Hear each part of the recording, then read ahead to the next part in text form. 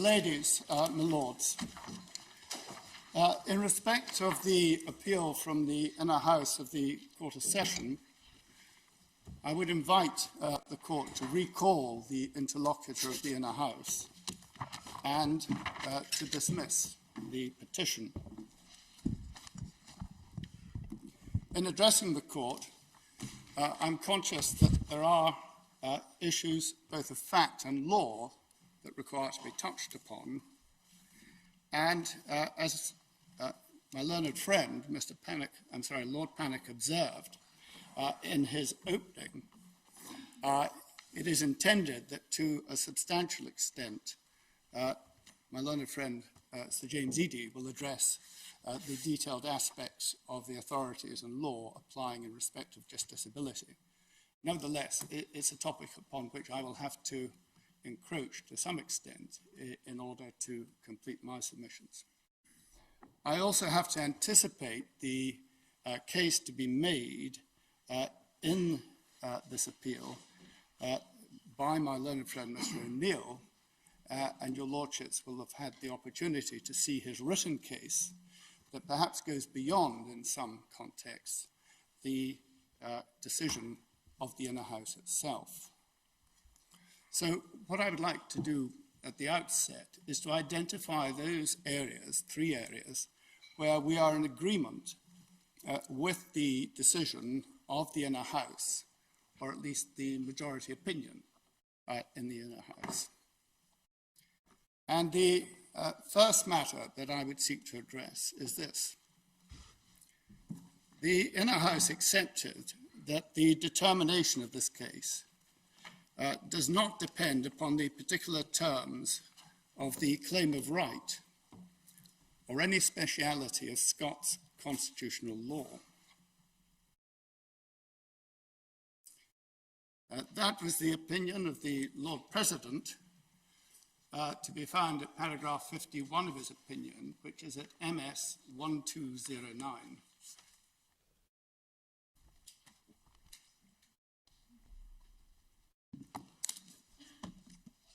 And perhaps I could simply ask the Court to note his observation that, albeit that there could be an issue as to whether or not an act was lawful or unlawful, this is not because of the terms of the Claim of Right 1689 or of any speciality of Scots constitutional law. It follows from the application of the common law, informed by applying the principles of democracy and the rule of law. And he refers there to the Lord Hodge in the case of Mearn. To the same effect is Lord Brodie at paragraph 81 of the Inner House judgment, which is at MS 1226.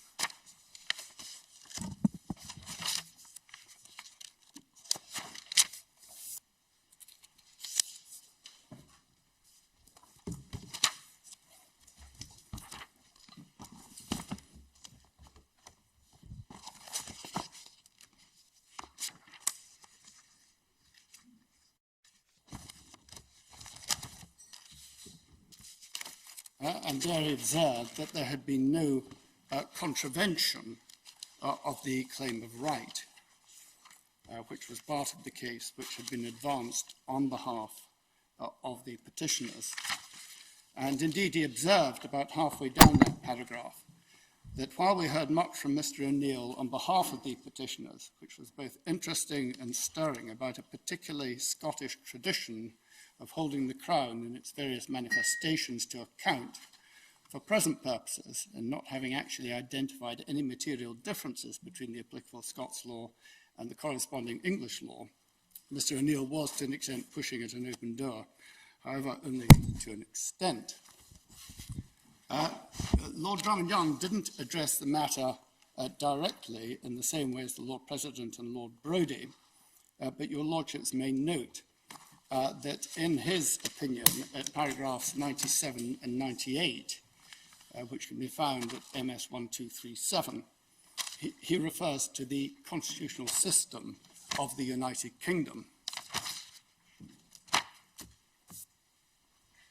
Now, that is hardly surprising, I venture, when we're dealing with the prerogative powers which may be exercised with respect to the Parliament of the United Kingdom, and indeed also when we come on to consider the privileges of that United Kingdom Parliament.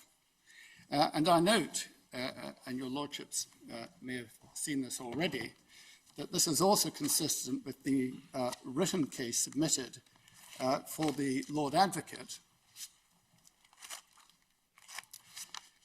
in footnote 6 of that case.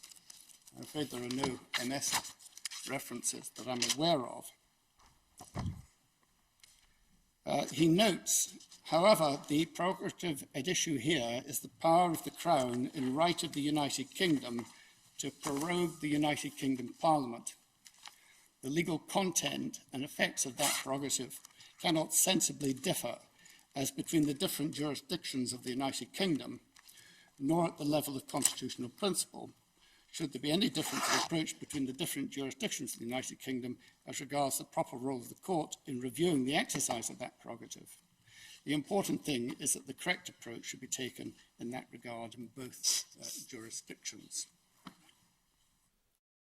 Now, for reasons which I'll come on to elaborate, I would simply wish to refer the court to some authority that underpins the proposition that in addressing the prerogative as it applies to the United Kingdom Parliament and considering the privileges of that Parliament, one has regard to common principles of public law throughout the United Kingdom. I just note in passing that the matter was addressed in the case of Burma Oil against the Lord Advocate as long ago as 1965, when the court observed that it would be highly unusual, if not surprising, if the application of these matters differed as between the north and the south bank of the Tweed. I would also refer to the case of Adams against Guardian newspapers, which was an outer house case in which the judgment was given by Lord Reed. That can be found at MS 1325. And there, at paragraph 13 of that judgment,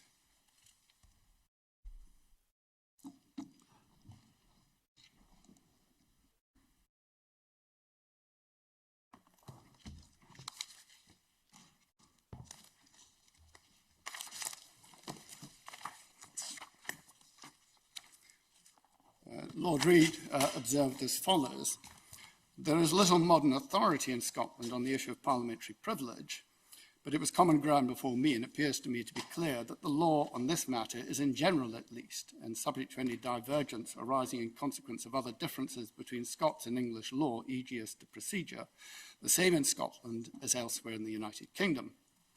No difficulty arises in particular from the fact that the Bill of Rights was passed by the Convention Parliament in England and had its Scottish equivalent in the Claim of Right, the latter being less specific on the issue of freedom of speech.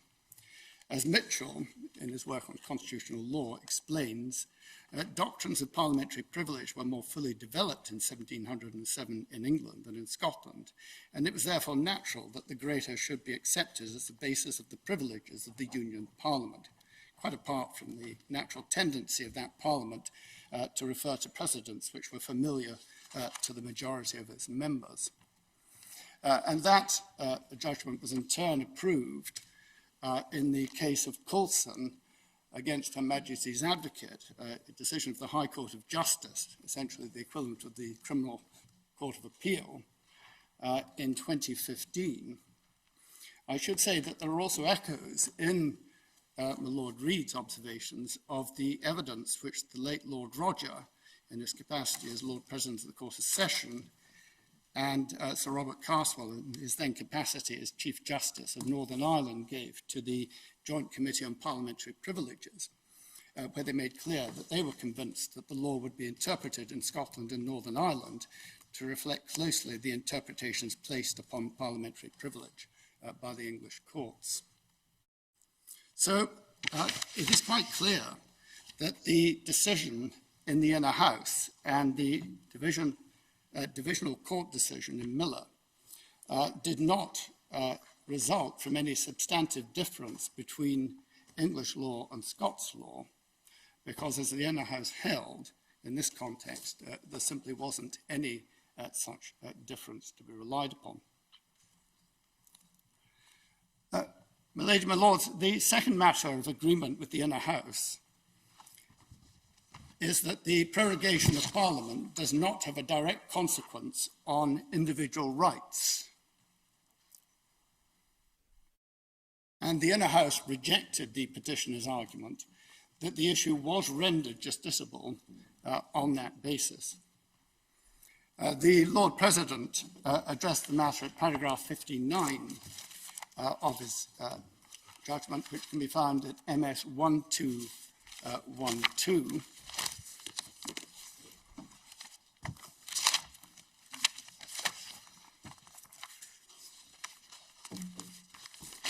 And really very briefly said, however, the proroguing of Parliament does not have a direct consequence on individual legal rights. The issue is not justiciable on that basis, and the petitioner's argument to the opposite effect on this point is rejected.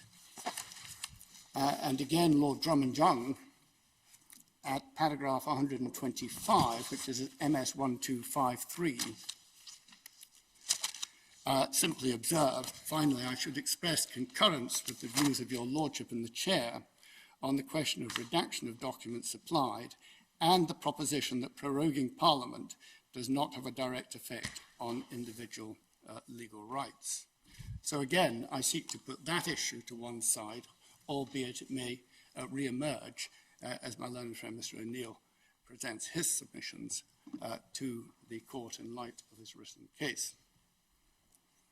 The third matter of agreement with respect to the Inner House is the acceptance by a majority of their lordships that a principle of non-justiciability exists in public law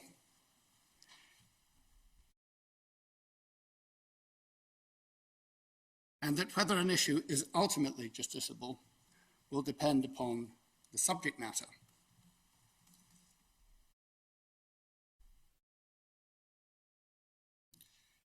And that can be found, first of all, in the opinion of the Lord President at paragraph 50, which is at MS 1208.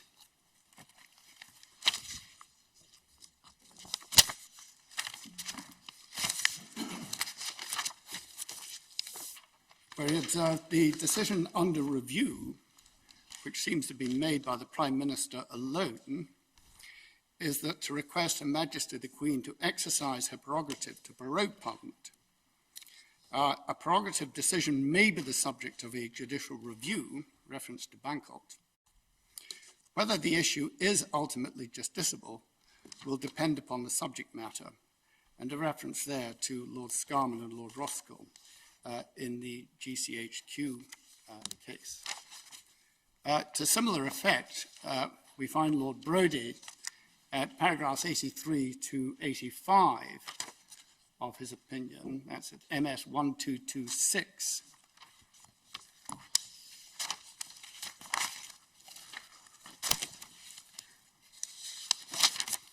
And I won't seek to take your lordships through the entirety of that passage, but again, he appears to approach the matter on the basis that there may be an issue of non-justiciability and that it will be determined by reference to the subject matter of the case.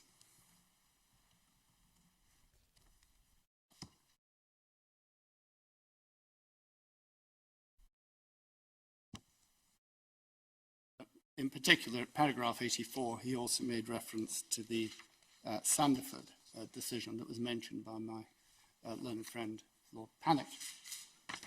I should add, however, that Lord Drummond-Young dissented on this point, and I simply ask your lordships to note that that can be found at paragraphs 102 to 103 of his opinion, which is at MS 1240.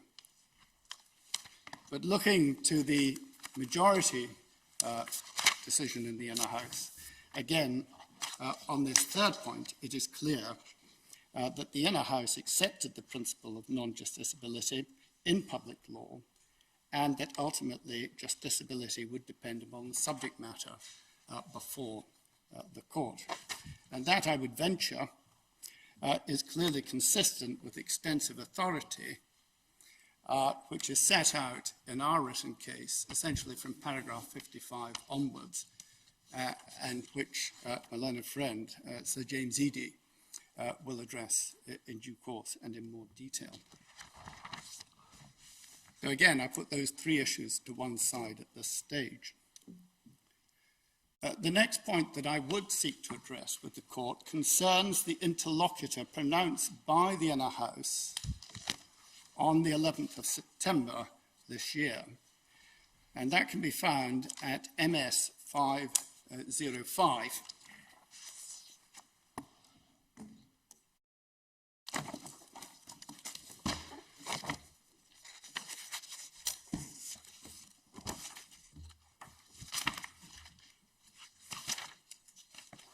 And if I might refer the court in particular to part 4 of the interlocutor, which was pronounced after they had reversed the decision of the Lord Ordinary and allowed the reclaiming motion.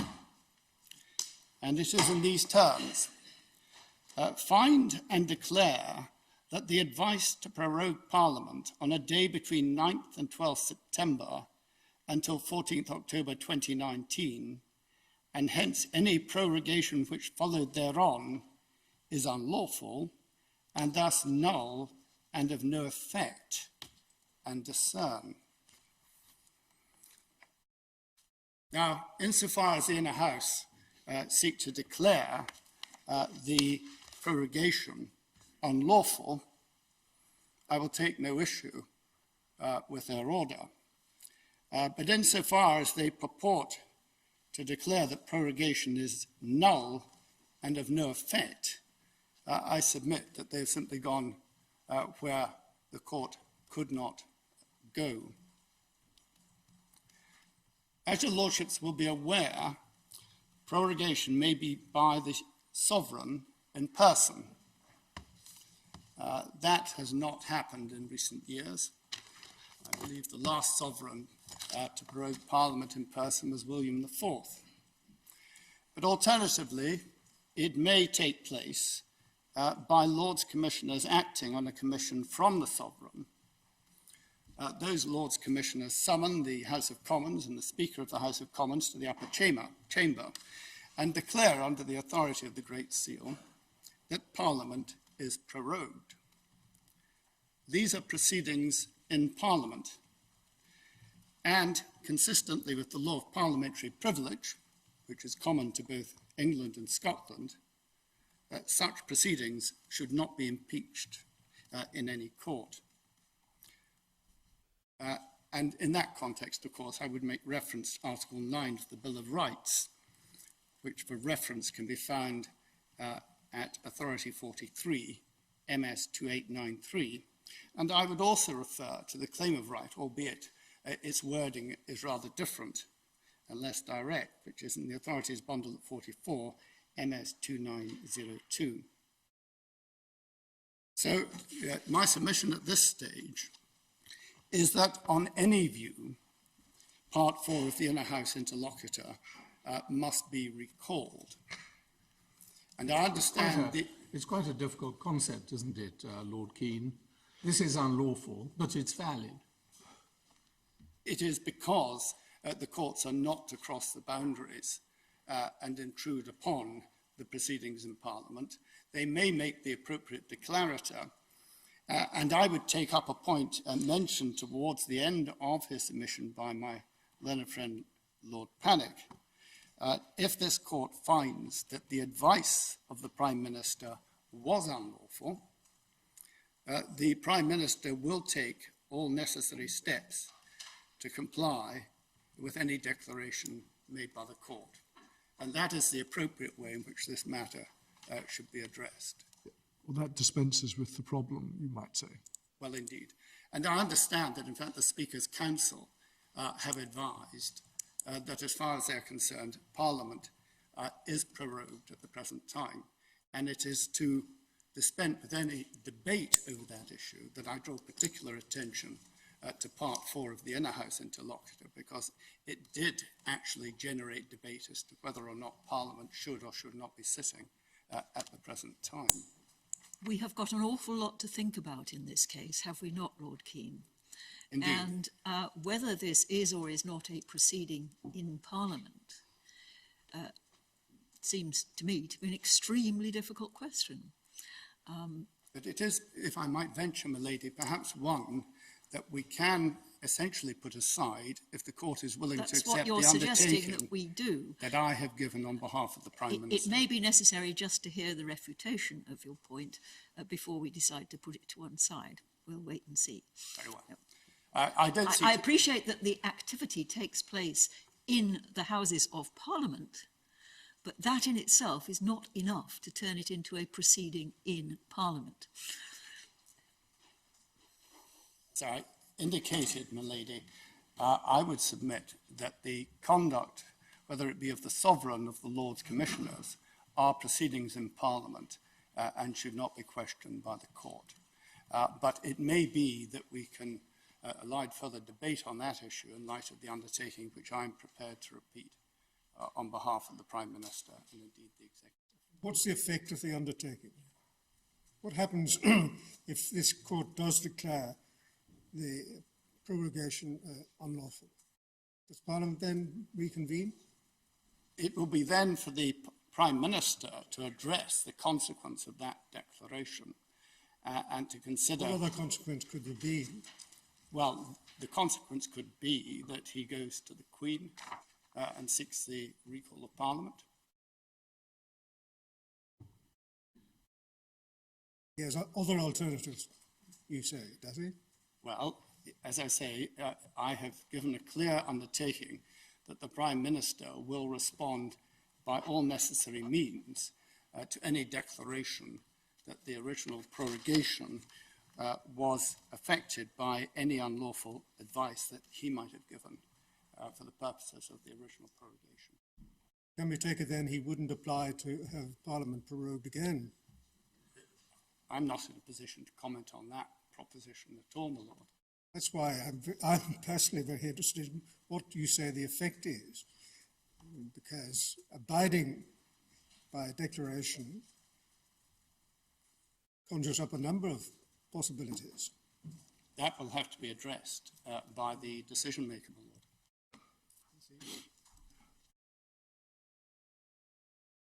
It would be helpful to have the undertaking all given in writing, so we're absolutely clear what you're...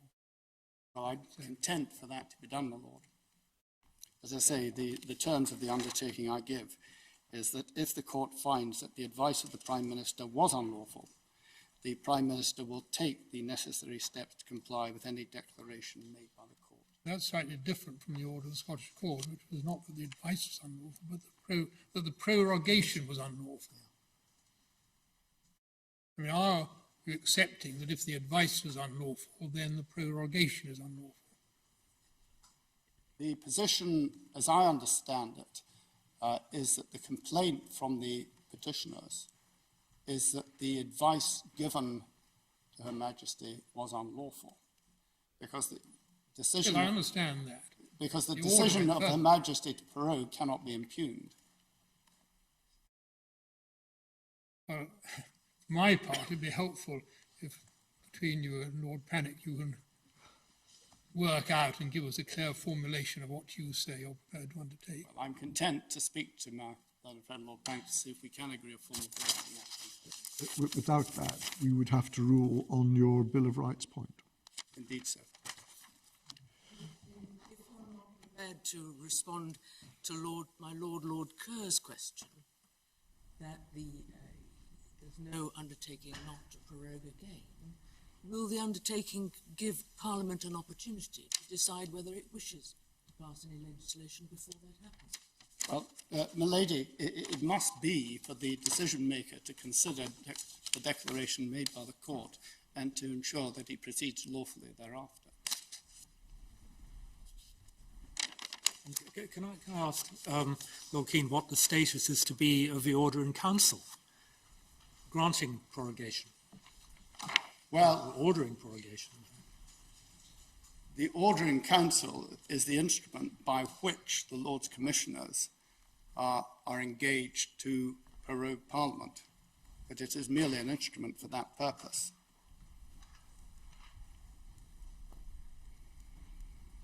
It is possible for an order in council to be impugned. I quite accept that, and there is authority for that proposition. Doesn't follow that all orders in council it can be impugned. Are you saying that its effect is spent? It would be spent in those circumstances, my lord, yes, because the order in council directs the prorogation from a particular date to another particular date. Sometime between the 4th and 9th of September and the 14th of October of this year.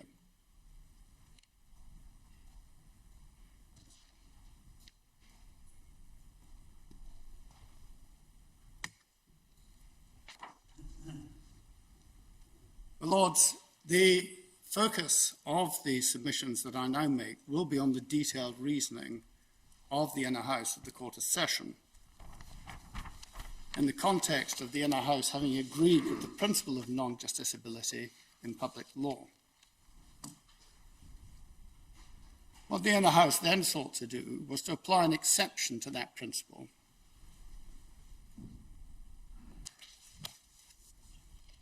And I will submit that they then erred in the inferences which they drew from the circumstances of the case before them.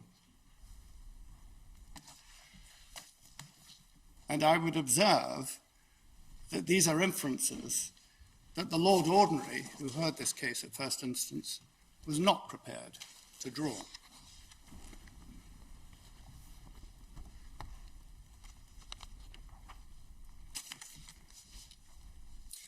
Furthermore, I venture that an examination of the inconsistent reasoning in the three Inner House opinions tends to reveal the very absence of manageable judicial standards for the exercise that the Inner House purported to carry out.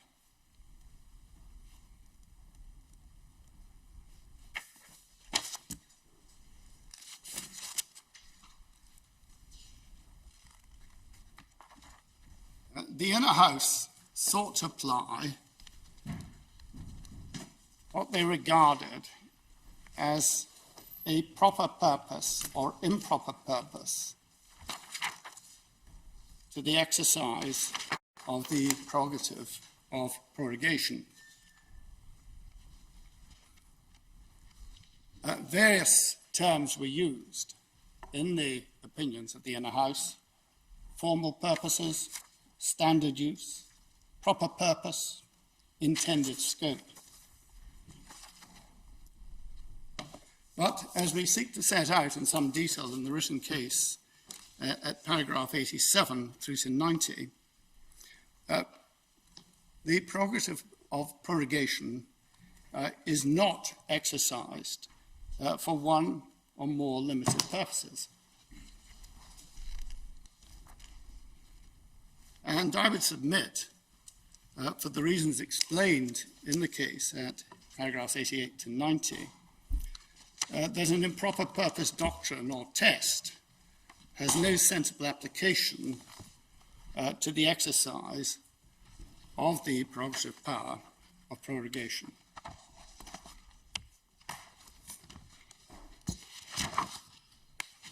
The determination of what are proper and improper purposes, for which, for example, statutory powers can be used, depends clearly on identifying the policy and objects of the relevant statute.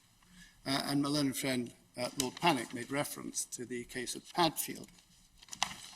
That, as Padfield makes clear, is a question of statutory construction, and I would submit that no similar exercise can be conducted in respect of the prerogative power prorogation, as opposed to, for example, a power exercisable under a prerogative instrument.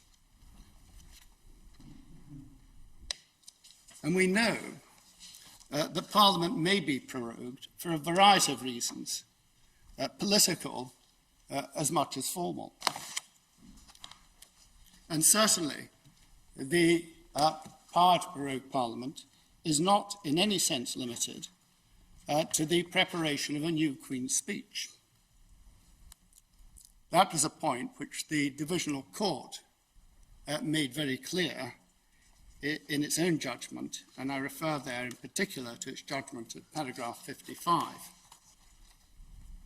Indeed, the Divisional Court went on to observe that even if one was looking only at the matter of the provision of a new Queen's speech, it was not for the court to determine how much time might be contemplated as necessary or required, even for that purpose alone.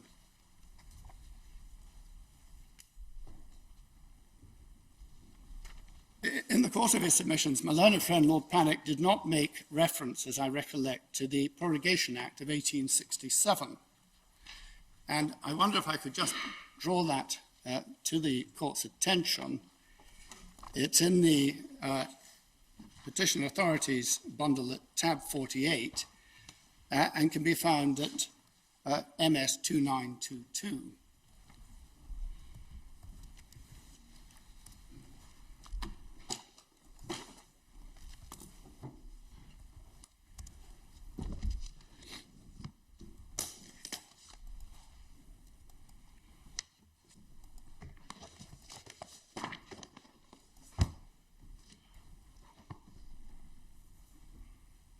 Just looking very briefly at the provision of section 1, whenever Her Majesty shall be pleased by and with the advice of the Privy Council of Her Majesty, in this context, of course, the Prime Minister or the Executive, to issue her royal proclamation to prorogue Parliament from the day to which it shall then stand summoned or prorogued to any further day being not less than 14 days from the date thereof, such proclamation shall, without any subsequent issue of a writ or writ patent or commission under the Great Seal of the United Kingdom, be a full and sufficient notice to all persons whatever of such royal intention of Her Majesty.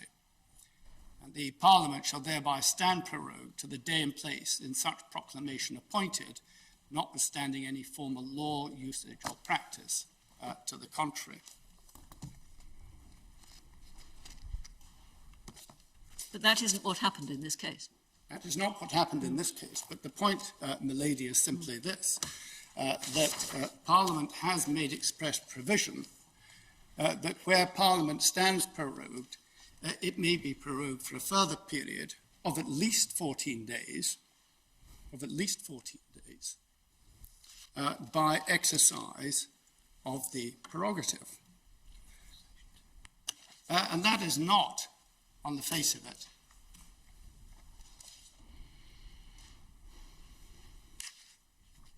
related to a Queen's speech. And indeed, if you go on to section 2 of the Act, it provides this Act shall not apply to the case of the prorogation of Parliament at the close of a session.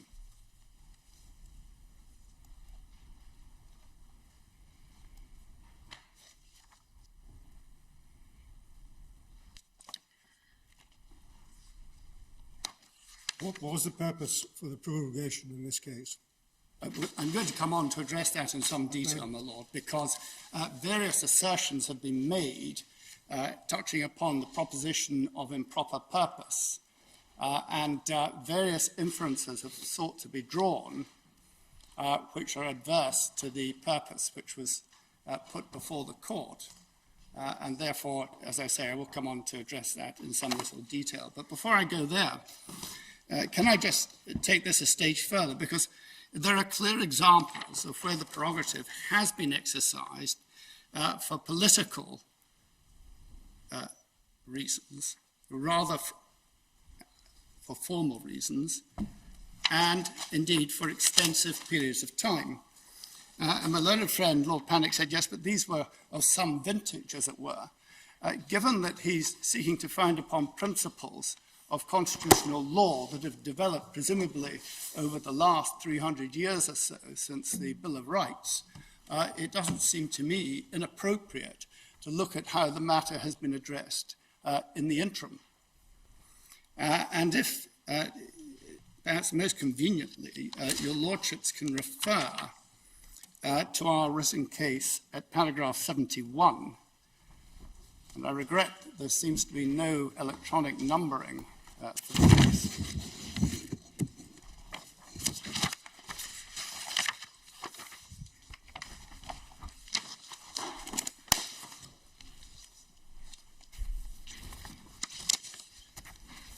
And just put in context, at the beginning of paragraph 70, it's observed, in giving advice on prorogation, the Prime Minister will necessarily take into account matters that are political. And it goes on, the history of the power to prorogue Parliament supports the fact that it has been used for political purposes, including for the purpose of restricting the time otherwise available to debate legislation and for prolonged periods, including at moments of political importance and when the government of the day lacked a majority in the House of Commons.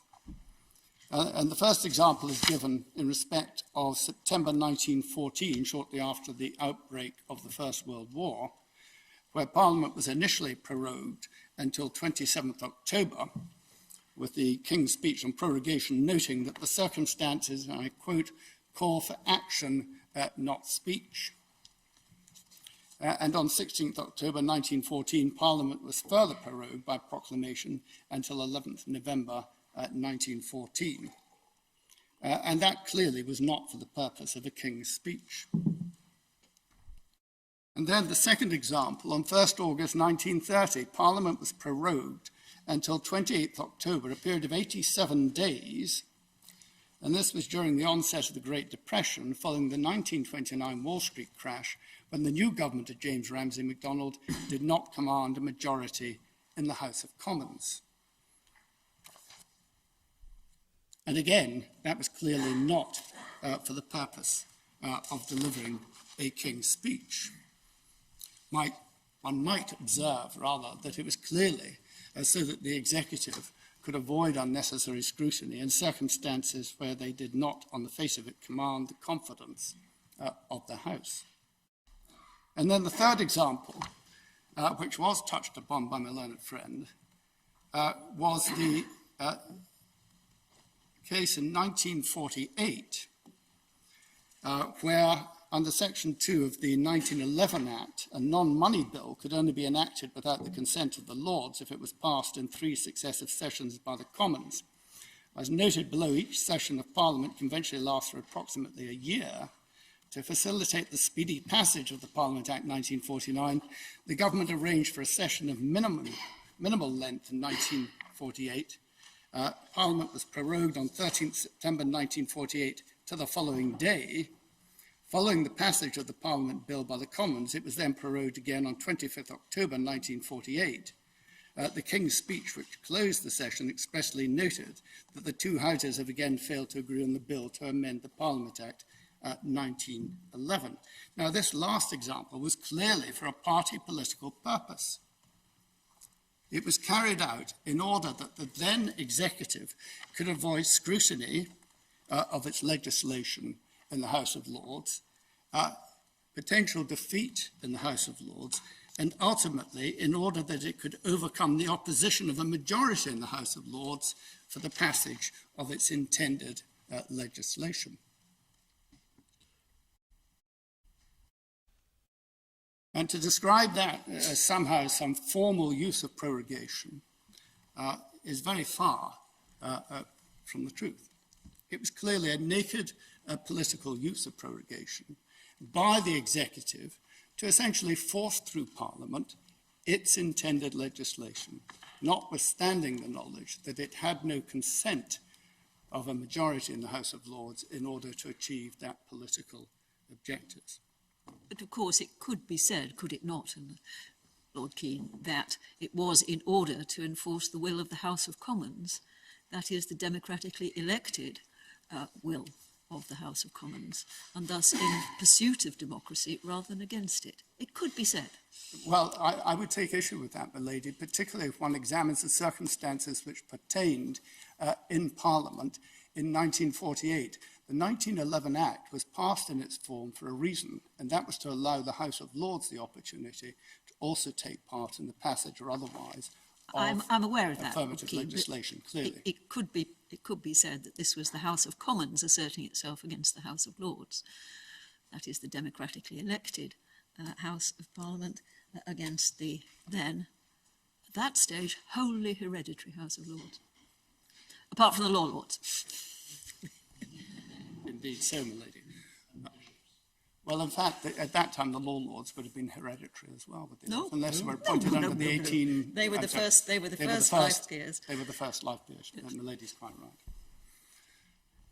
But with regard to this matter, it's quite clear that even if one attempts to drill down into what happened in 1948 or 1930 or 1914, prorogation is not being employed here for formal purposes, for standard purposes, or for non-political purposes. It is clearly being employed in circumstances where the executive wished to pursue a particular political objective, and they are entitled to do so. Now, the Inner House does very little to expressly address this issue, but it is clear that in taking its own approach to the exercise of the prerogative of prorogation, I apologize, that it is seeking to apply what might be regarded as an improper purpose test. And one sees that in the opinion of Lord Drummond Young at paragraph 104. I won't necessarily take your lordships to all of these references, but if you note them, it's at MS 1242, where he talks about the exercise of the prerogative in this case as being out with its intended scope, without actually defining its intended scope. And again, at paragraph 106, which is at MS 1243, he refers to proper purposes. At paragraph 108, he refers to its standard use. That's at MS 1243. And then goes on to refer to its formal purposes at MS 1244. He does refer to the circumstances of the Parliament Act 1949, but observes simply that this cannot serve as a precedent. Well, with respect, it is a clear example of the prerogative being exercised with a clear political aim. And what one can take from these examples is that the exercise of the prerogative is clearly not limited to some formal or standard purpose, with the result that where it is employed elsewhere, one can infer some improper purpose. Despite that, Lord Drummond Young at 116, which is at MS 1248, goes on to require what he refers to as a valid reason.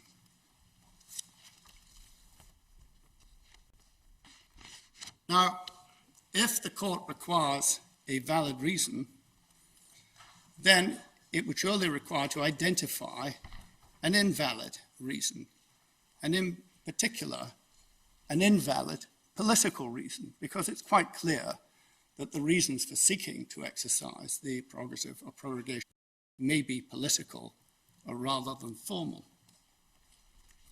And in the same vein, the Lord President at paragraph 50 of his judgment uses the language of, and I quote, legitimate political considerations. And again, if we go down that road, it will require the court to identify what is an illegitimate political consideration.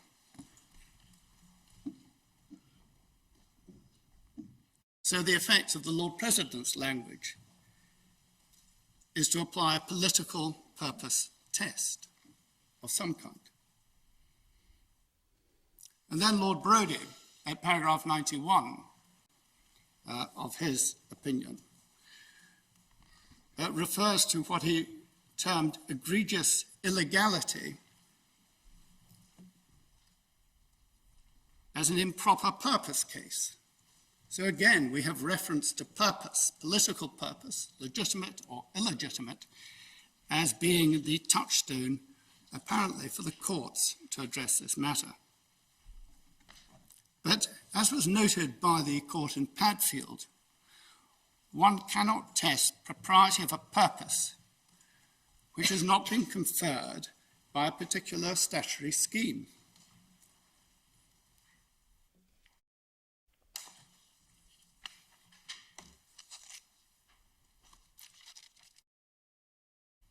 Because without a statutory scheme, you have no yardstick against which to measure whether the exercise is proper or improper. Well, say for example, honours were being granted on the basis of bribery and corruption. I don't imagine there's any statute that governs the award of honours. Would that not be, on any view, improper? It might be improper, but the remedy would lie in the political field, and the other legal requirements with regard to bribery and corruption. It could not be declared unlawful. Take my Lord's example.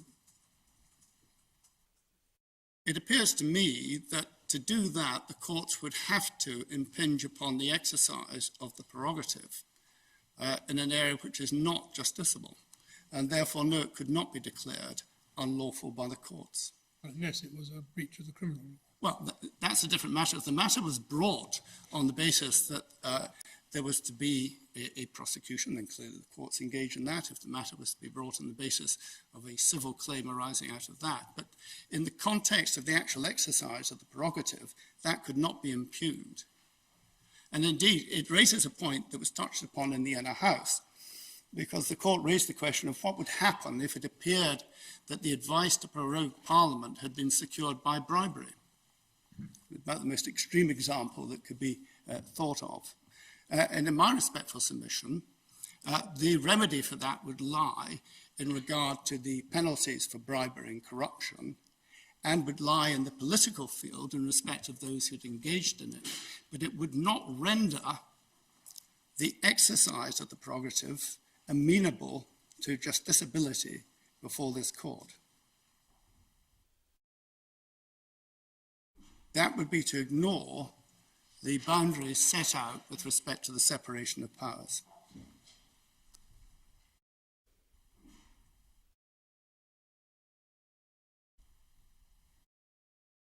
Where Parliament wishes to determine when it does not wish to be prorogued, then Parliament, can and indeed does address this by primary legislation. The legal limits on the power of the executive are, in other words, set by Parliament and not by the courts, insofar as it concerns the exercise of the prerogative to prorogue. And there are, of course, a number of examples of where Parliament has exercised that right of control by the use of primary legislation. And examples are given in the written case at paragraph 28.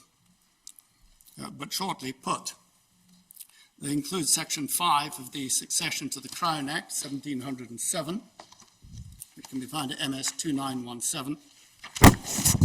Section 52 of the Reserve Forces Act 1996, which can be found at MS 2925, and Section 28 of the Civil Contingencies Act 2004, which can be found at MS 2927. In each case, Parliament has applied controls upon the executive with regard to the circumstances in which it may or may not be prorogued according to particular circumstances. But of course, the most recent example of this can be found in Section 3 of the Northern Ireland Executive Formation Act 2019,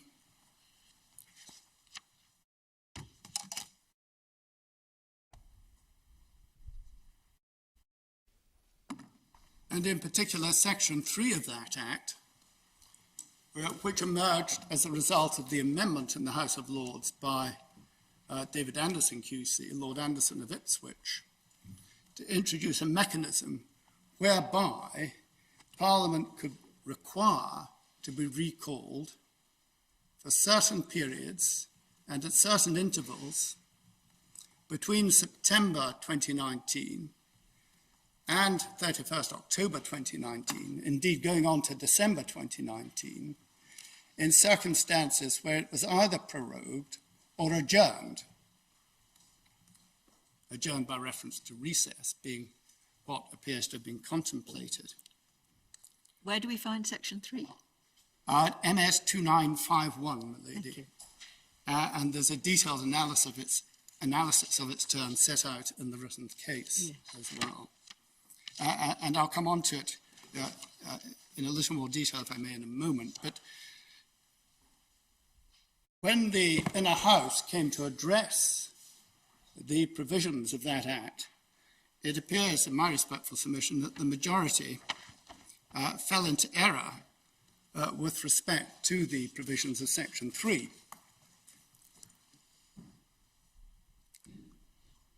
Lord Brodie, however, and this was at paragraph 72 of his judgment, which is at MS 1220, correctly held that the business which Parliament addressed when sitting pursuant to Section 3 would be for Parliament to determine, because it was going to sit for a period of 5 sitting days at certain intervals as a consequence of a report being required to be made to Parliament concerning the formation or otherwise of a Northern Ireland executive at Stormont.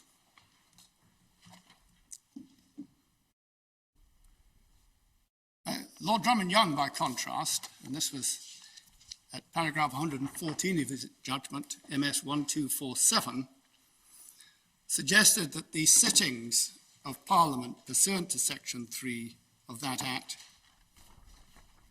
would be limited and related to the formation of an executive in Northern Ireland. There is, with respect, no such limitation in the Act, and indeed it might be difficult to conceive of circumstances in which Parliament would have to debate the non-formation of a Northern Ireland executive for 5 days. The Lord President took a similar view to that of Lord Drummond-Young, and at paragraph 56 of his opinion, at MS 1212, suggested that the Act was designed primarily to relate to the formation of a Northern Ireland executive. Now, I venture that Lord Brodie was clearly correct in this context. When Parliament was legislating for a period encompassing the exit date, with 5 days of debate for each of those occasions, it clearly, I suggest, had in mind the exit date itself of 31st October 2019. But perhaps the most notable aspect of Section 3 of the Northern Ireland Executive Formation Act is that from its terms we can clearly discern that Parliament anticipated that it might be prorogued or adjourned in the period between September and 31st October 2019 and legislated accordingly.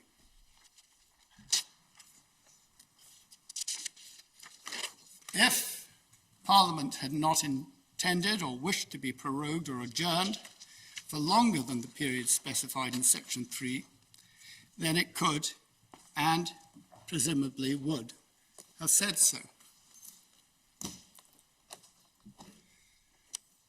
But I venture that it is not for the inner house of the Court of Session to say to Parliament that over and above what Parliament has determined by primary legislation as to its sittings in that period, the Court considers that they should be sitting for longer.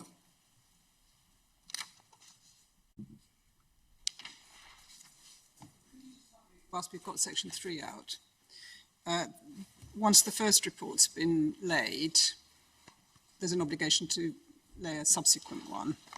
And in that circumstance, it has to be laid before each House of Parliament by the end of the day on which it's published. So there has to be by the 9th of October. Is there going to be another sitting for that to happen? I understand that the next sitting would be on or after 14th October.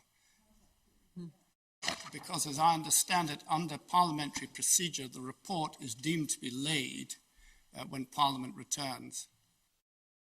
That wouldn't be within the period, would it? Well, that is the view, certainly, that has been expressed. There may be an alternative view, but that certainly is the view that has been expressed, that under parliamentary procedure, the report made would be deemed to be laid on the day Parliament returns. Thank you. But I'll take steps to check that. That would be helpful. Thanks. Well, it would have to be deemed to be laid on or before the 9th of October to comply with section 3, subsection 5.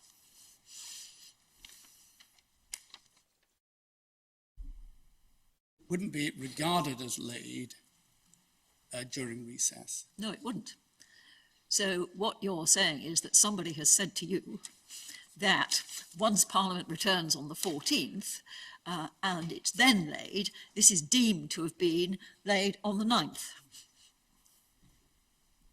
That's what you're telling us. No, I don't believe I am. I'm saying that where the statutory provision provides for the laying of the report, it may be produced on the 9th, but under parliamentary procedure, it will be regarded as having been laid on the 14th in order that the relevant... But the problem is that that doesn't comply with the timetable in the statute, because it has to be a report on or before the 9th of October, and then it has to be laid by the end of the day on which it's published. But it's the latter point, by the end of the day, as I understand it, and I will take steps to check this, but the report would be made on the 9th of October, but it would actually be regarded as laid when Parliament returned from recess. Okay. And that would be regarded I'll leave it. in that context as the end of the day, but I will take steps to confirm that. So is the report published on your understanding on the 9th, but treated as laid on the 14th? That is my understanding, my Lord.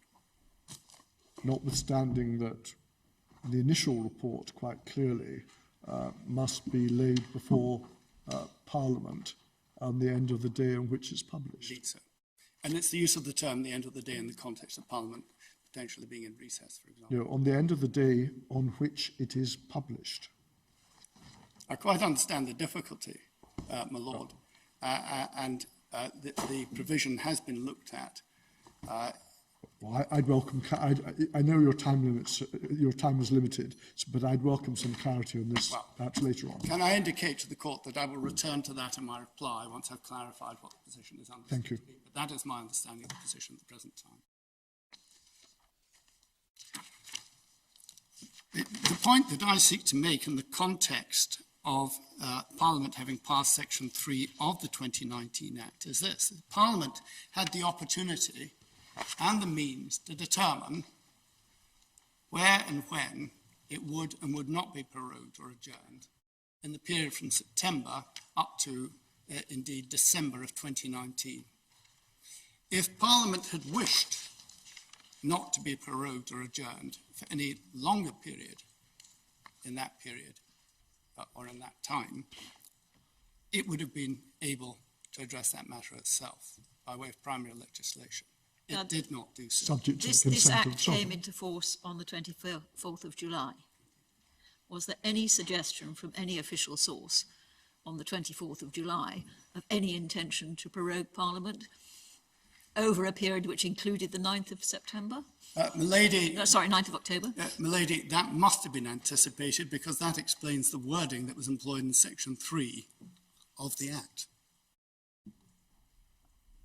But Parliament clearly anticipated that it might be prorogued or adjourned over that period. That is the whole purpose of Section 3. If we are prorogued or if we are adjourned, then we demand to be recalled. And that is the mechanism that Parliament determined should apply. If there had been no contemplation in anyone's mind of Parliament being prorogued or adjourned, it is difficult to conceive of how Section 3 would have emerged into the Northern Ireland Executive Formation Act. The latter being what might be termed a convenient vehicle for the amendment that was introduced in the House of Lords in order to introduce what is now Section 3 of the Act. But what I say is it is quite clear from the terms of Section 3 that Parliament did contemplate that it might be prorogued or adjourned during the relevant period. That must be the case. If one proceeds on the premise that there was inaction by Parliament when action could have been taken, what is the significance of that? Well, the significance is this, that if and when Parliament does not wish to be prorogued by exercise of the royal prerogative, Parliament controls that process by means of primary legislation. The issue is determined by Parliament. It is not determined by the courts. Parliament having determined the issue by using primary legislation, we now have the court coming forward and saying, notwithstanding this, we in turn wish to overlay your primary legislation with a requirement that Parliament should sit for longer. And I say that's a simple intrusion into the position of Parliament, and it's a decision that does not respect the separation of powers. Is it not possible that Parliament did not anticipate in July that there would be a prorogation of 5 weeks?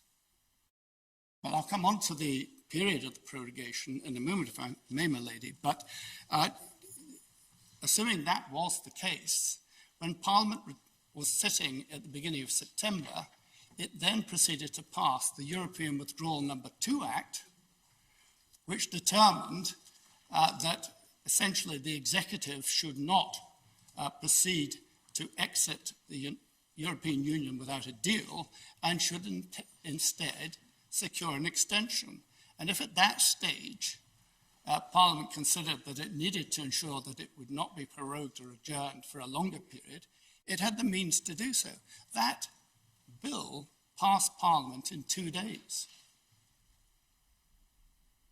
So whether it be the Northern Ireland Executive Formation Act in July or later, the legislation that formed the European Union Withdrawal Act No. 2, the fact is that Parliament had the means to secure whether it would or would not be prorogued or adjourned during a period up to and including 31st October. Parliament exercised its ability to set the limits on the power of the executive to use the prerogative to prorogue Parliament. And having set those limits, it is not in my submission for the courts to overlay that primary legislation with their own views to when Parliament might or might not sit. That is to intrude over the boundaries of the separation of powers. There are more than adequate mechanisms to determine limits upon the exercise of the prerogative prorogation, but they are exercised by Parliament using primary legislation.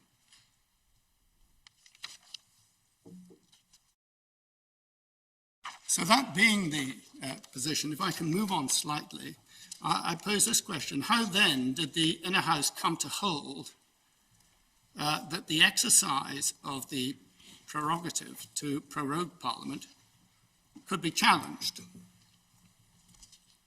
As I noted earlier, the majority, namely the Lord President, get some water, and Lord Brodie, recognised the principle of non-justiciability founded upon the subject matter test.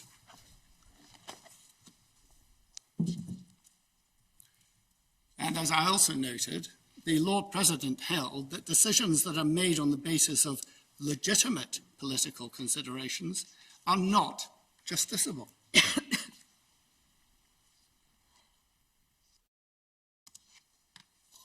Lord Brodie suggested that justiciability could depend upon the particular circumstances of an individual case.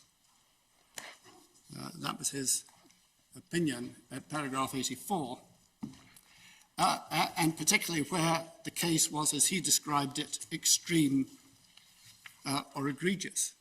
But that, of course, is not the subject matter test, which he's previously acknowledged is the relevant test to apply in the context of justiciability. The subject matter test is applied by reference to the nature of the power, not the facts of the individual case.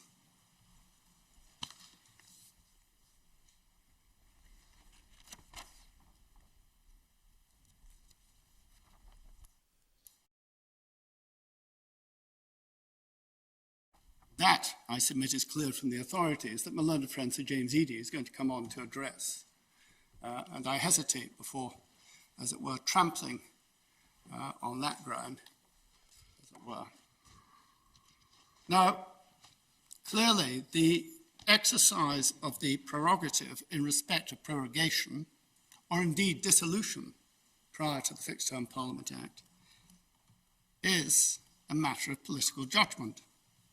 And one cannot dismiss the position with regard to dissolution simply because of the emergence of the Fixed Term Parliament Act. Again, if my learned friend Lord Panic is praying in aid a constitutional tradition that embraces principles that have essentially emerged over 300 years, then I believe we're entitled to look at what has happened during that period. And one thing that has clearly emerged is the belief by the courts that the matter of dissolution of Parliament is preeminently not justiciable. Now, of course, I accept matters have moved on since Lord Roscoe spoke in GCHQ, but that remains a constant theme. It has always been identified as one of the paradigm examples of non-justiciability. And one cannot dismiss that simply because of the Fixed Term Parliament Act. And the Fixed Term Parliament Act, of course, in turn, at Section 6, expressly preserved the prerogative of prorogation.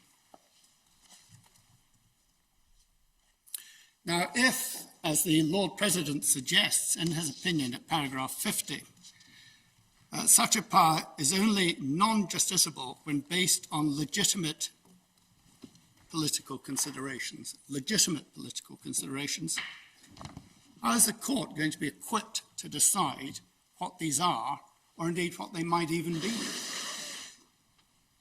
In my respectful submission, the Lord President has nakedly entered the political arena by going down this particular road.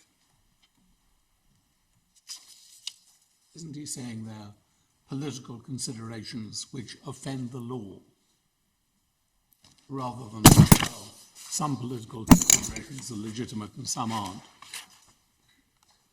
In my respectful submission, he is quite clear. He uses the term legitimate political considerations. Yes. And that therefore raises the question of what are illegitimate political considerations, and how is the court equipped to judge the difference between a legitimate political consideration or an illegitimate political consideration. It starts, I suppose, by being told what the consideration is. Absolutely, and I'm going to come on to that in a moment, my Lord, and deal with that in a little detail, if I may. But let us go back to the principles. The Lord President accepts the principle of non-justiciability based upon the subject test. But he says the tipping point is that that applies where a decision is based on legitimate political considerations. And I just underline that the court is not equipped to decide what is a legitimate political consideration and what is an illegitimate political consideration. And the matter is not really taken any further by Lord Brodie, where he suggests that the test is one of egregiousness. Again, no judicial standard is being provided. What is egregious in that context? What is shocking to one politician may be very less than shocking to another. Then at paragraph 51 of his opinion, which is at MS 1209, the Lord President sought to rely on what he termed, and I quote, the good governance principle. But again, what is this? If anything, it is a political aspiration. By what legal test do the courts purport to determine what is good as opposed to bad governance?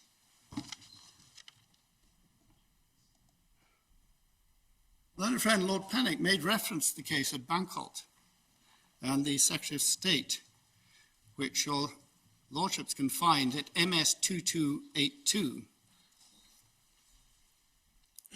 I have it in the authorities bundle for this appeal at authority tab 32.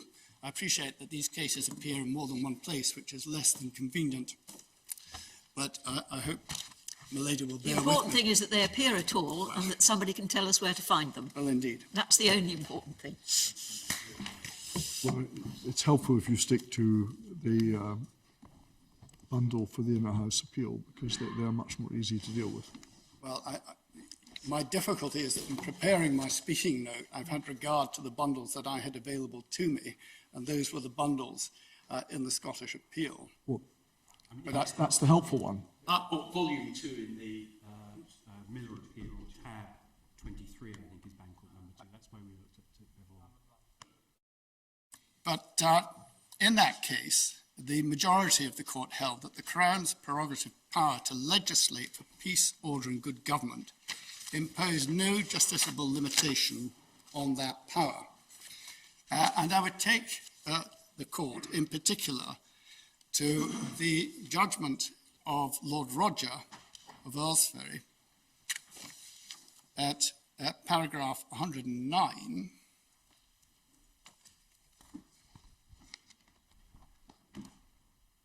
which can be found at MS 2333.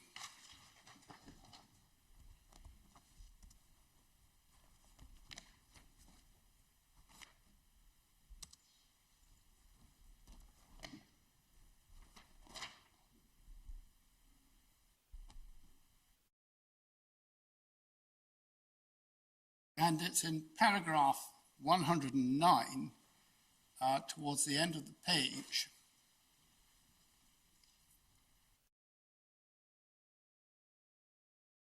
Equally, he says, it cannot be open to the courts to substitute their judgment for that of the Secretary of State advising Her Majesty as what can properly be said to conduce to the peace, order and good government of the IOT. This is simply because such questions are not justiciable. The law cannot resolve them. They are for the determination of the responsible ministers rather than judges. In this respect, the legislation made for the colonies is in the same position as legislation made by Parliament for this country, as the High Court of Australia pointed out. In both cases, the sanction for inappropriate use of the legislative power is political, not judicial. The difference, and it is of course very important, is that orders in council are made without the concurrence of Parliament or of any other representative legislature, and so the political control is less direct.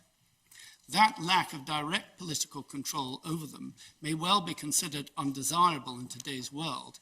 If so, the appropriate remedy is for Parliament, not for the courts, to get involved in scrutinising the substance of such orders in council. And again, Lord Carswell, at paragraph 130, MS 2340. Before we move on from 189, isn't Lord Rogers' point really predicated on what he says at the start of 189? He's making a very technical point about the scope of the powers to legislate for peace, order and good governance in the territory, that being equivalent to a full legislative discretion as Parliament would have. It's not one which the judges, the courts can test. No, It's not in just the same way that we wouldn't test an act of Parliament. That's purely political. But I thought that the case that we're dealing with here is not dealing with an exercise of legislative authority, but of some other prerogative authority, not legislative in character. Indeed so, but I cite Lord Roger in that context and in addressing the issue of how, if at all, the courts could address themselves to the matter of good governance, which is the term used by the Lord President in this context. Yes, thank you. And to the same effect, essentially, as Lord Carswell, and I'll simply give the reference at paragraph 130C, which can be found at MS 2340.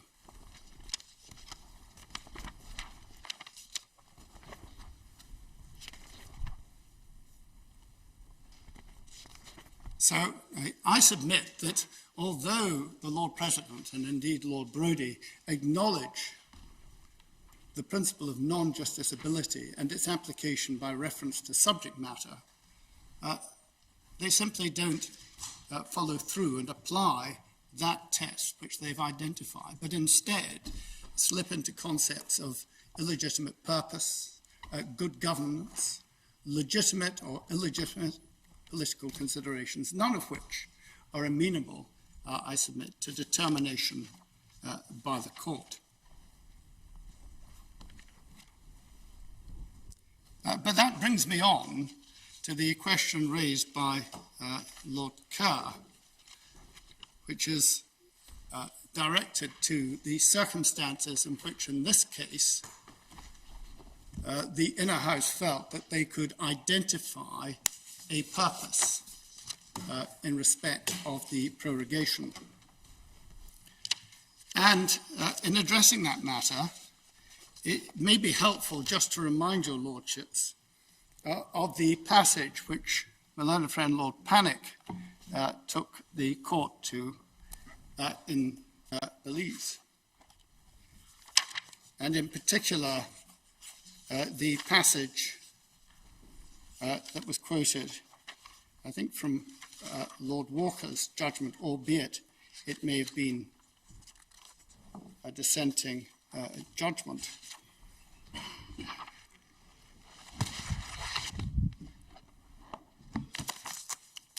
And it's found in the case of Das, which he took the court to. I have it at MS 3566.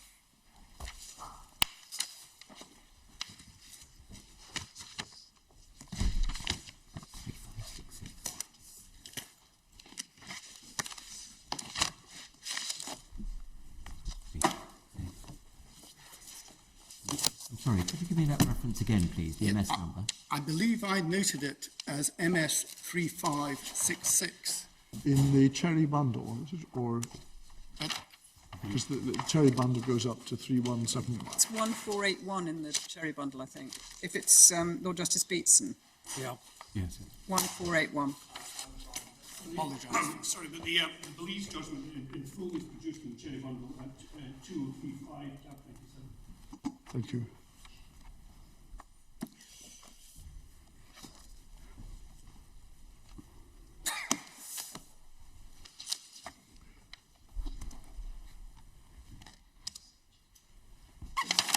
Sorry, Lord King, which one do you want us to look at? Well, I'd be happy to find either of them. So if you'll bear with me for a moment, I will endeavour to do so.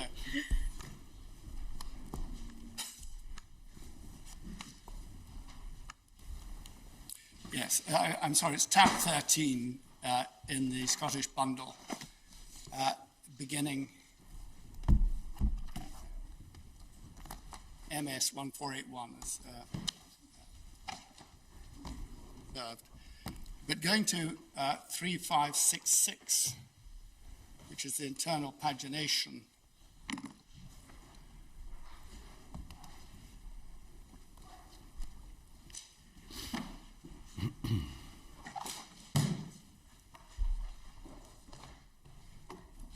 It's 1509 on the MS. It's the final paragraph. It's the final paragraph, my Lord, is quite right, paragraph. MS 1509.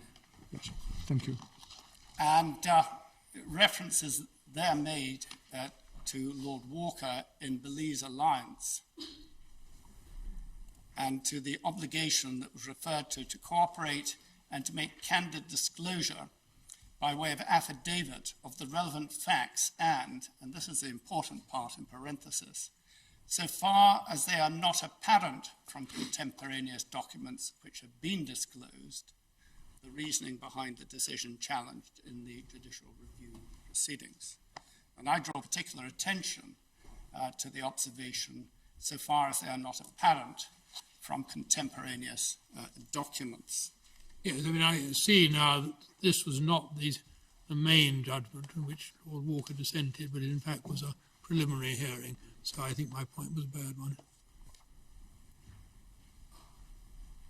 Now, there was correspondence between the Government Legal Department and the agents acting in Miller on the matter of the production of documents. And if the court has regard to the Miller bundle at page 518, electronically, I believe we had 63. Too difficult for me. If we have regard to the bundle there, we will see the 581, I'm advised. We have a letter from the Government Legal Department of 4th September 2019 to Michigan's.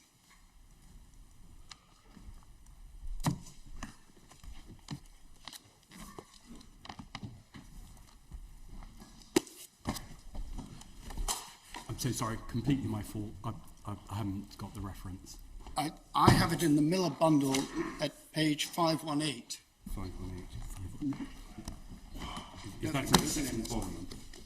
Can you help me? Oh, yes, I'm no, afraid I've got it. if there is an MS number, I don't have it. Yes, This I have is it. right at the back of the trial bundle. It is in the trial bundle. It's at the very end of the trial bundle. Yes, thank you. I have it now.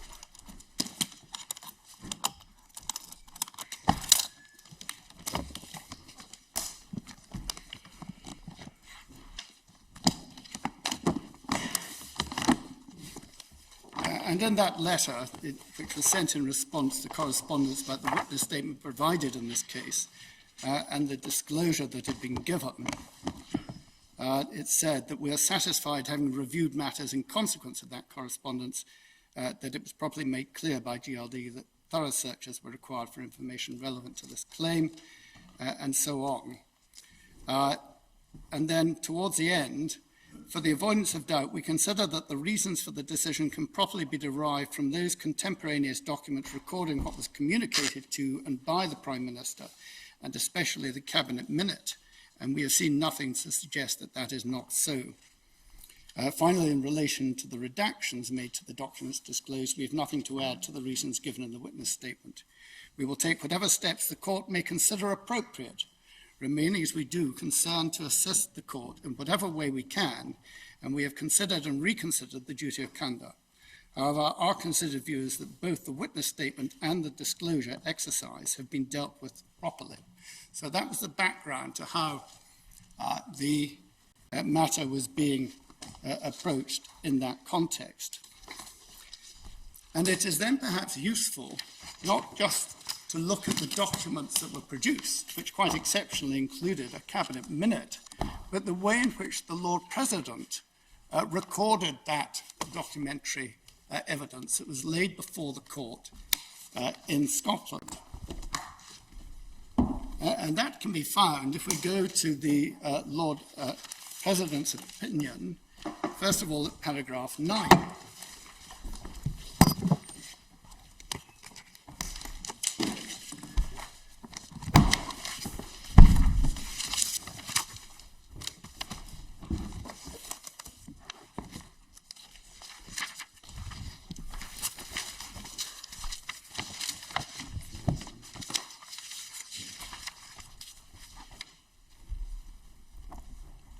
your lordships have that, there's a heading, the respondent's documents. And it says that on the eve of the hearing before the Lord Ordinary, the respondent produced a number of documents relative to what happened within the government.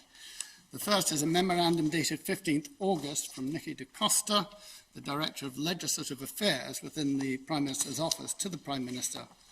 This reads as follows, and if I could just quote from the summary: the current session is the longest since records began, and all bills announced as part of the last Queen's speech have now received royal assent or are paused awaiting carryover into the next session. This makes it increasingly difficult to fill parliamentary time with anything other than general debates. As a new Prime Minister, there is an expectation that you will set out a refreshed domestic programme, and it would be natural to do so when the House returns in the autumn. As the first week's business in September has already been announced, I recommend dedicating the second to wash up on bills such as R&R. We would then prorogue sometime between the end of Monday 9th September and Thursday 12th September, allowing for the long-standing conference recess. I'll return to that point in due course, and return on Monday 14th October with the state opening of Parliament. And then the recommendation, are you content for your PPS to approach the Palace with a request for prorogation to begin with the period Monday 9th September and Thursday 12th September, and for a Queen's speech on Monday 14th October? Can I just ask, as a matter of information, in the first sentence of the paragraph, where it says that all bills announced as part of the last Queen's speech have either received royal assent or are paused awaiting carryover into the next session. Yes, at the end of a session, it's possible for bills to be carried over so that they don't fall at the end of the session. Yes, I appreciate that. So does that mean that the prorogation of Parliament imminently was anticipated? Well, I think what it means is that at this stage, prorogation of Parliament is being contemplated, because the session of Parliament has run for nearly 2 years. Yes, I mean, why would you pause a bill to await carryover unless you're anticipating imminent prorogation? I'm just asking. Simply because if you're at the point where the session is 2 years long, and there's a question of whether or not you're going to go into recess or prorogation, you would consider what you're going to do with the bills. In other words, you would have to take formal steps to carry them over, or they would fall. Can I go on to paragraph 10, where the Lord President quotes under the heading Political Considerations from the same document. Finally, politically, it is essential that Parliament is sitting before and after EU Council. MPs and peers must be in a position to consider what is negotiated and hopefully pass the withdrawal agreement bill. If there is no deal, they need to have an opportunity to hear what you have to say and respond accordingly. And then at paragraph 11, the Lord President, understanding these documents, observed, the memorandum noted that in modern times, prorogation was usually less than 10 days, although there were longer periods for up to 21 days since 1980. Although the planned prorogation would be 34 days, the expected conference recess of 3 weeks would mean that only 1 to 3 days would be lost in the week commencing 9th September and 4 in the week commencing 7th October. There was no record of the House of Commons sitting in late September or early October since the start of the 20th century. I should say that up until 2002, the summer recess of Parliament always extended into October to cover the conference period. In 2002 and 2003, Parliament returned for a period of a few weeks at the beginning of September and then went into conference recess. That practice ceased, but then recommenced in 2010. And since then, as I understand it, Parliament has come back after the summer recess for 2 or 3 weeks at the beginning of September and then gone into the conference recess. And indeed, if we go over to paragraph 12, we can see the note applied by the Prime Minister, and it's in the context of what I've just said. The whole September session is a rigmarole introduced to show the public that MPs were earning their crust. So I don't see anything especially shocking about this proposition. As Nicky notes, it's over the conference season, so that the sitting days lost are actually very few. And then the Lord President went on to consider the further documents, and I'm not going to read them out at length at this stage, but essentially the fourth document was a redacted cabinet minute dated 28th August 2019,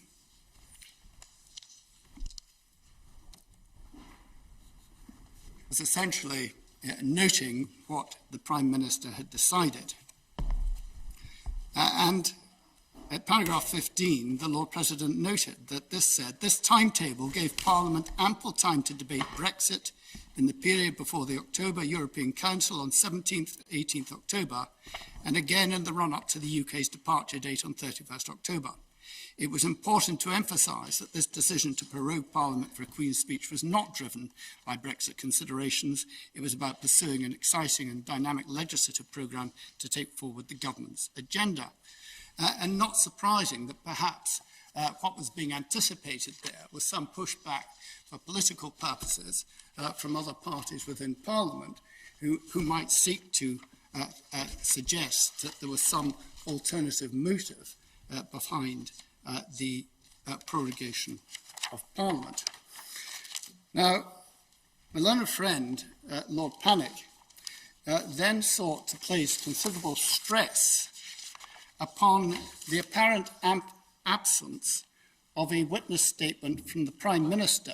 Lord Keane, if we are leaving the documents produced, do we find in any of the, I think, 4 documents in all, an explanation of why 5 weeks was necessary for yes. the opening of a new session and the Queen's speech? Yes, my Lord, because it was going to encompass the conference recess period of 3 weeks, with the result that only 7 days would in fact be lost, only 7 sitting days would be lost to Parliament if it was prorogued during that period.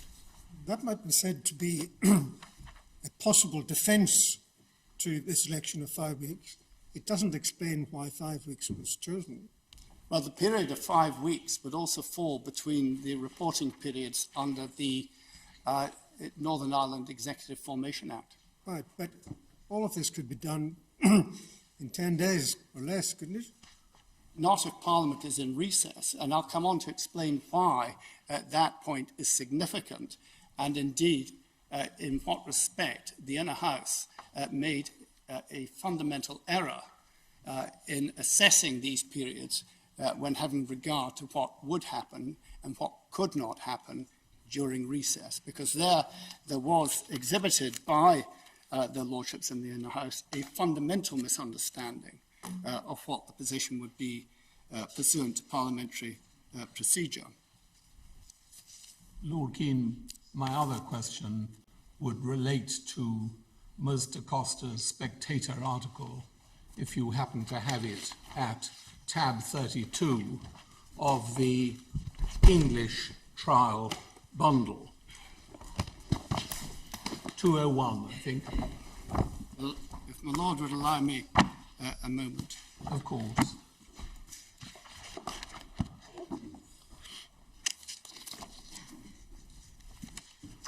We're told this Spectator article is dated 29 June, and the important headline of Mr. Costa's piece is, "Will Parliament be able to stop the next PM leaving without a deal?" And obviously one highlights in particular the last sentence of the second paragraph. We've already seen this game played out with prorogation, admittedly a nuclear option. So my question is, would the court be entitled to consider that background when it considers Ms. de Costa's submissions to the Prime Minister in the documents provided? Well, with respect, my Lord, Mr. Costa wrote that in her capacity as an individual working for a private firm, not as Director of Legislative Affairs at number 10.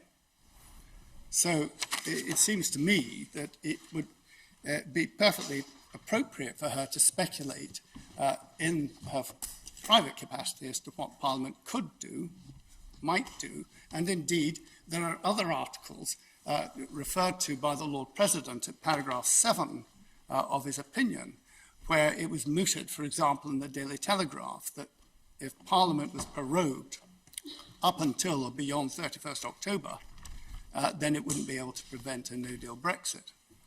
Now, we know that never happened, and we know that, in fact, Parliament legislated expressly to address the question of our exit from the EU on 31st October without a deal.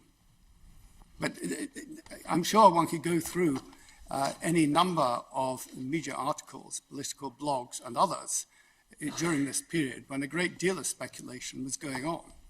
But what we are looking at here are the concrete reasons which were given to the Prime Minister and acknowledged by the Prime Minister for the purposes of this prorogation. And in my submission, the documents themselves speak for themselves. They don't require a witness statement, albeit it was contemplated by my learned friend Lord Panic that this might have given the opportunity for the Prime Minister to be cross-examined upon the matter of prorogation. But having noted that those documents were there, what is perhaps most surprising is the way in which the Inner House departed from the circumstances disclosed in those documents and sought to infer some alternative, sometimes referred to as clandestine, purpose. But before coming on to address that, I should also just notice the point made by the Lord President about the absence or otherwise of a witness statement, because my learned friend Lord Panic made some placed some considerable weight upon this. If you could turn to paragraph 55 of the Lord President's opinion.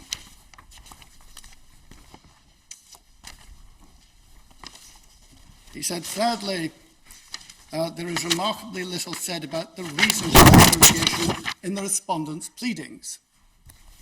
Although the court would not expect an affidavit, the Scottish equivalent of a witness statement, from a government minister or official testifying to the reason, and he then refers to the procedure in Belize, Lord Walker delivering the opinion of the minority at paragraph 86, it would expect the averments in the respondent's answers setting out that reason. So it was not the view of the Inner House, Lord Brodie and Lord Drummond-Young say nothing about this, that somehow the absence of an affidavit was of any significance or led to the drawing of any adverse inference whatsoever in the context of the Scottish procedure.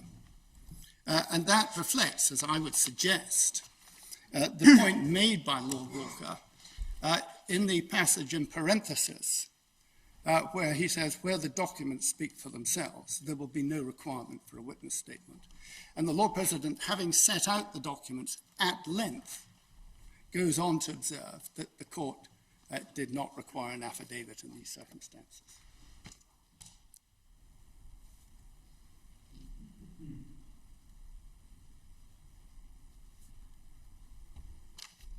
But what the Lord President did was to determine, notwithstanding the terms of the document or documents, that the particular circumstances pointed to a true reason which could then be impugned. That was the term he used, true reason, at paragraph 53 of his opinion at MS 1210.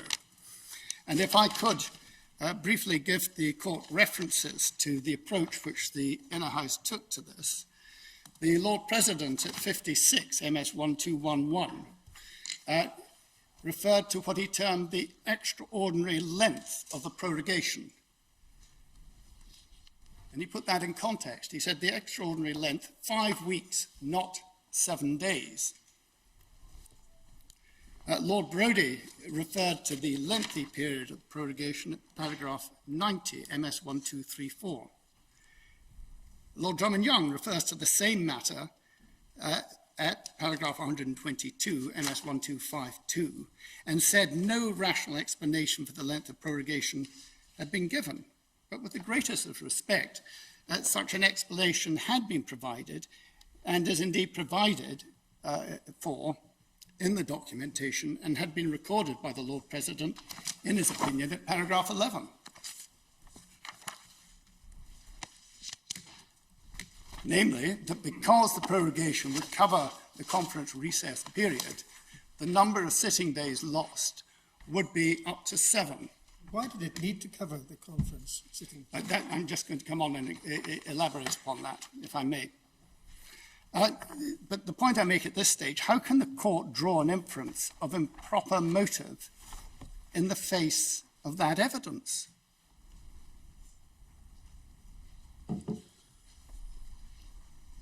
And that is particularly glaring in circumstances where the Lord Ordinary did not feel that there was any basis for going behind the primary documentation, in circumstances where we know the Divisional Court did not consider that there was any basis for going behind the primary documentation, and where the inner house comes to rely upon inferences which might be contemplated where there's a gap in the evidence, but here there was no gap in the evidence. The inner house conclusion rejects wholesale the documentary evidence that is referred to. I think you can say that they rejected, but they didn't find, as the Lord President put it, a practical reason for the prorogation. And I'm still hoping that you're going to tell me what it is. I'm still hoping to get there in just a few moments, my Yes. Lord. But the point I make is that a perfectly rational reason having been provided for prorogation, taking into account the conference recess, the inner house seeks to explain it away by emphasising an artificial distinction between prorogation and recess. And this is where the inner house fell into a fundamental error or misunderstanding. At paragraph 96, Lord Drummond-Young, this is MS 1237, observed that if Parliament is in recess but not prorogued, it may reconvene itself.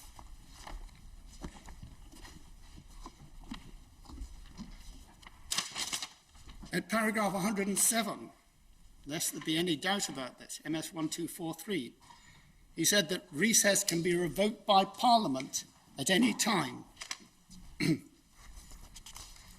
At paragraph 119,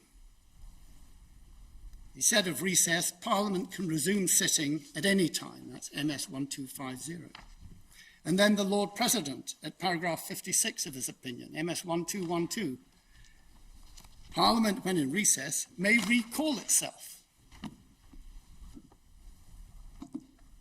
And then Lord Brady, perhaps a little less explicit, at paragraph 91, MS 1234, said Parliament has a right to sit if it wishes to. My Lords, if Parliament is in recess, it cannot reconvene itself. It cannot revoke recess. It cannot resume at any time. And it cannot recall itself. Standing Order 13, which can be found at tab 33 of the Miller Supplementary Bundle, provides that if the House of Commons is in recess, and for convenience, you'll also find it referred to at paragraph 121 of our written case, because it's summarised there. But Standing Order 13 provides that if the House of Commons is in recess, it can only be recalled at the request of the Executive. And then it is for the Speaker of the House of Commons to determine if the Executive request is in the national interest.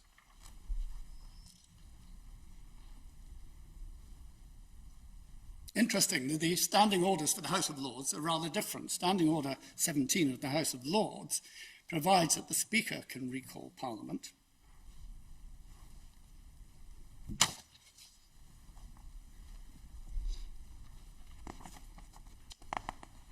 Now, there are 2 points to be made here. One, once Parliament went into recess. It wasn't open to Parliament to return at will.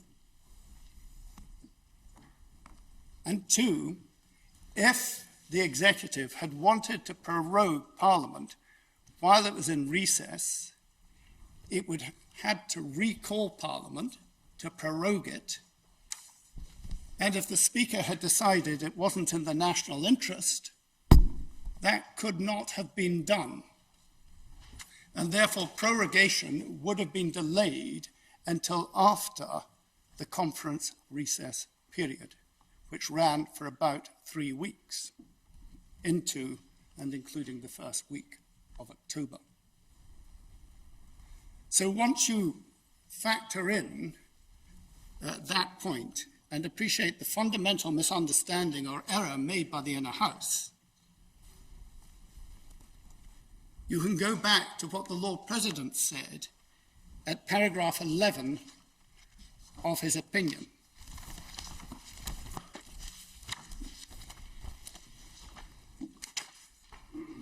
In summarising the documents that were before him. That's at MS 1190. And this is the Lord President recording the documents before him. Second line, although the planned prorogation will be 34 days, the expected conference recess of 3 weeks would mean that only 1 to 3 days would be lost in the week commencing 9th September and 4 in the week commencing 7th October. A total of 7 days.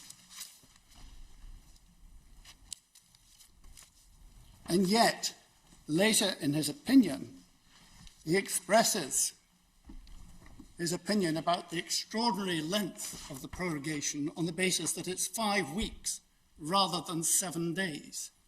It was in reality 7 sitting days that were going to be lost, not 5 weeks of sitting days. And that, in response to the inquiry from the Lord Kerr, is Why why lose even 7 days? What is the practical reason? That's what the Lord President poses. With respect, that is not the question the Lord President poses at all. He poses the question of why they've lost 5 weeks instead of 7 days. Well, let's suppose it is 7 days. Why lose 7? Why should it not be 7? Why should it be 1 day? Why should it be 14 days? How is the court going to judge what is an appropriate period for a prorogation determined by the executive in exercise of the royal prerogative? Is there anything in the documents which is directed specifically to the reason that any days, whatever, should be lost? I've taken your lordship to the documents. The point that the Lord President relies upon is that 5 weeks have been lost instead of 7 days. It is perfectly clear, once you understand how recess operates, that there was no loss of 5 weeks of sitting time for Parliament. There was a loss of a maximum of 7 sitting days. Can you help me with some really basic practical questions? Could Parliament have decided not to go into recess? Theoretically, yes, although there was no record of it not being in recess during this period since the beginning of the 20th century. But the theory is it could have decided not to, in which case recess, yes. the number of days lost would have been the larger number that we've been looking at. If it had decided not to go into recess. But as I say, there was no record of it not having done so. Second question, really practical question. Could it have been a prorogation from the date after they came back from the recess? Would that have, that would still have worked, wouldn't it, in terms of They would have had to wait until it had returned. It was contemplated that its return would be after the first week in October, so you would go into prorogation, and even if you limited the prorogation to a few days, you'd be returning on about the 14th of October, which is the end date of the prorogation that was actually granted. But it could have been a prorogation from that later date and still achieved the 14th of October. It could still have achieved the 14th of October, but Parliament would have been in recess for the preceding 3 weeks. Well, let me be careful. The House of Commons would have been in recess.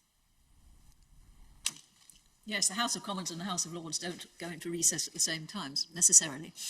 They sometimes Sometimes they coincide, do and sometimes they but don't. they don't necessarily coincide. And if, for example, the House of Commons decided not to go into the conference recess, but the House of Lords did, Parliament couldn't pass primary legislation anyway.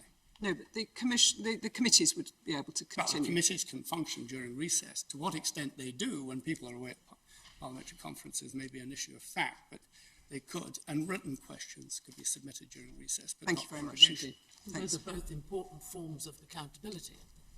They are forms of accountability, but given the speed with which the committees operate, I question whether, during a period of 3 or 4 weeks, one was going to see a startling change in the operation of a committee. But questions would be Well, questions could be submitted, written questions could be submitted, and we would be responded to in writing. But that's the extent of it during recess. But the point I make is that it is quite plain that the inner house, in addressing this issue and deciding that it could impugn the decision of the Prime Minister, was proceeding upon a fundamental misconception about how Parliament operated. Given the importance of this, I'm not sure it's... Well, it's striking that Mr. Costa's minute refers to a number of considerations bearing on timing, and indeed gives an explanation of a kind that I think Lord Kerr may be looking for, which aren't referred to in the Lord President's opinion. I mean, for example, she advises the Prime Minister against having the Queen's speech a week earlier, on the 7th of October, because key votes, because of the SNP conference. And she gives an explanation about proroguing in the period of the 9th to the 12th of September to do with the practicalities of wash-up of the existing bills. In addition, she says at paragraph 10, with regard to the date for the Queen's speech, number 10 and the legislative-focused parts of Whitehall and the business managers have long had a mid-October date in the diary, and it has been a central planning assumption. However, additional work now needs to be undertaken so that the Queen's speech is shaped to your domestic priorities. In my view, the week commencing 14th October is achievable, but any earlier is extremely pressured. And then, on a lesser note, a Queen's speech on 7th October will place key votes on the days of the SNP conference. And then at 14, finally, politically, it's essential that Parliament is sitting before and after the EU Council, and that's a passage I referred to before. So there is a detailed analysis with respect to why the prorogation, standing the conference recess, should take us up to the 14th of October, although in theory I accept the observation made by your ladyship that you could have come back at the end of a conference period after the first week of October and sort of a Queen's speech and then prorogue Parliament.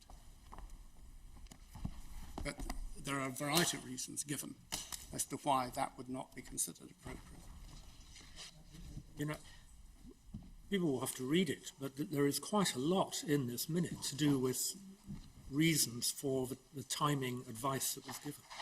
And yet all of it is cast aside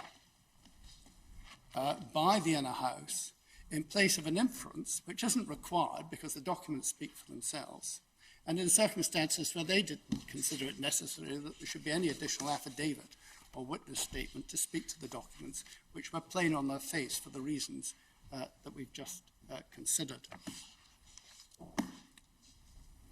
And yet, I've mislaid where Mr. Costa's memo is. Could you please remind me? I'm sorry. I believe it's 317 in the Miller bundle. 317. In the trial bundle. And electronically, if you've got the Miller memory stick, which I haven't. Yes, thank you. 381. MS 381. I was looking for it in that bundle, but I mislaid it. Thank you so much.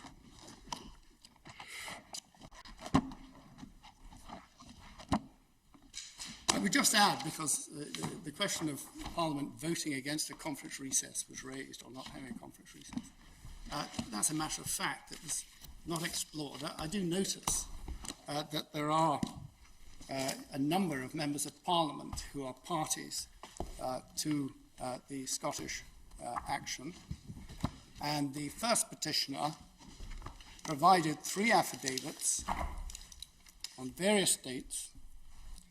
The first, very detailed, the second dealing more with the issue of costs, and the third dealing in some detail about the issue of interim relief. And having examined those affidavits, I can find no hint or suggestion that Parliament would not have gone into conference recess.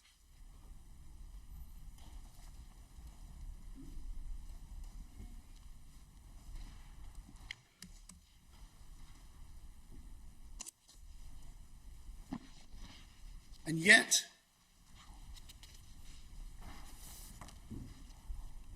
Lord Brodie was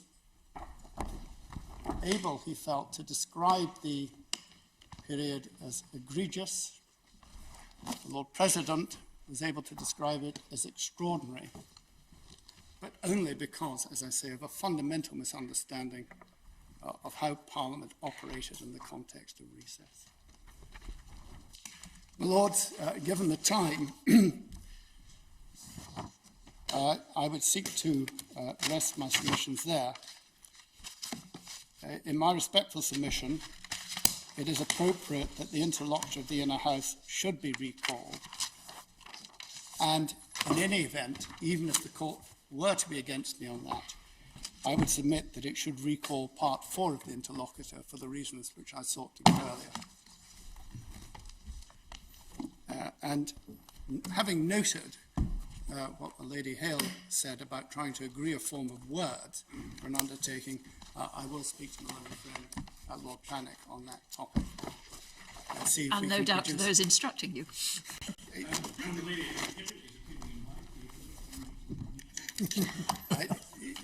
I don't think Mr. O'Neill is ever readily ignored in these circumstances. You may rest assured on that point. Unless there are any further questions from the court, I would rest my submission. I'm most obliged. Thank you very much indeed, Lord Keane. Mr. Webster? Well, with congratulations to everybody for the precision of their timing, the court will now adjourn and look forward to hearing from you, Sir James, tomorrow morning at 10:30.